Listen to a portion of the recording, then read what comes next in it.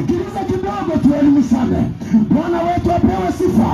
Bwana wetu apewe sifa. Ukiona mama mtu mzima anatembea amevaa uchi, ni mawazo ya moyo wake.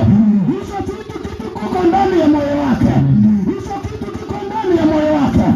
Ukiona kijana anakula ugoro, hicho kitu kiko ndani ya moyo wake. Ukiona mtu ni mlevi, ujue uko ndani ya moyo wake, sio mawazo yake.